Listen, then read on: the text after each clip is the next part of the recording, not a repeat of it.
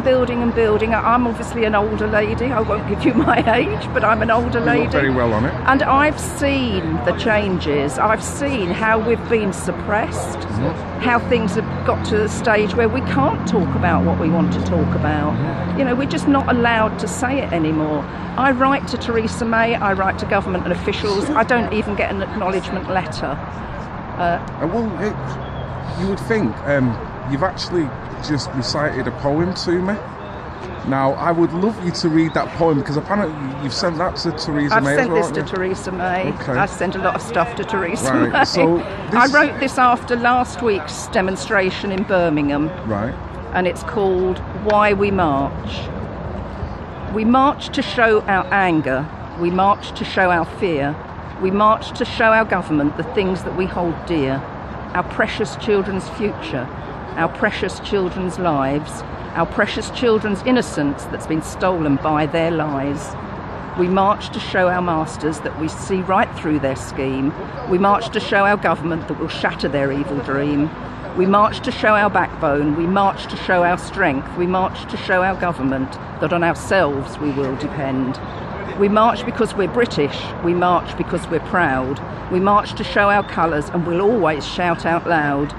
Our government won't beat us. We will never bow the knee to the evil plans of Islam. We Britons will be free. Excellent.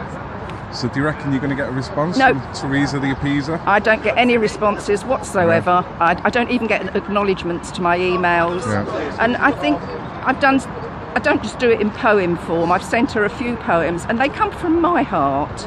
But I think they touch a chord with a lot of people. Of course. Because they... I don't know, they express just the desolation, I think, that most of us feel. And I do think we are desolate because we haven't got a voice, and we're losing that voice. We're in an environment of the book burning age, aren't we? Yeah. Whereas if you've got certain views, you're castigated and put to one side. Now, the psychology of doing any of that to an individual is going to have an elastic effect, because they're going to have kickback if you're not going to let people redress. They can't keep pushing us down, because we will fight back. You know, we've lost a lot of our backbone, and certainly our politicians have lost their backbone.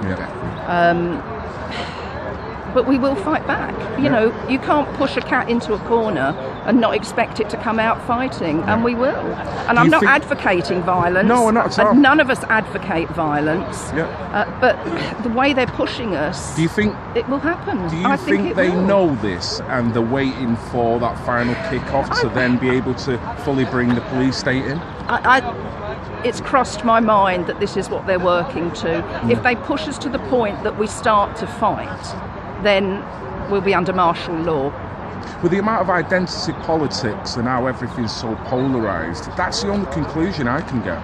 It's the polarisation that I don't understand. Nobody can debate and talk anymore. And part of that is the closing down of free speech. It happens on the university campuses.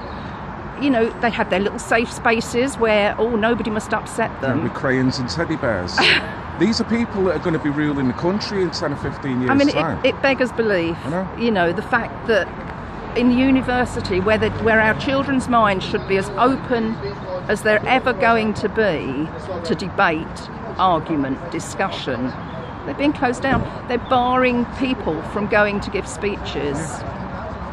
I mean, where does that end? If you're going to close opinion, then all the ingenuity that we've come to take for granted over the years, all the major speakers, engineers, it all stems from opinion. This is where good ideas come from. Good ideas come from debating. Exactly. I've got a good idea, mine's better. Let's talk about it, let's refine it, let's make it one really good idea in the middle. Brilliant. It doesn't happen anymore. No, because you're being closed. No, because the left are closing down anybody that doesn't follow their agenda. So what kind of society do you end up with when that's we're already seeing it, aren't we? I mean, the behaviour of the left, Antifa and all these others, I mean, why that isn't a proscribed group, I don't know. I think they are in America, aren't they? Yeah, they need to be here because they're intimidating.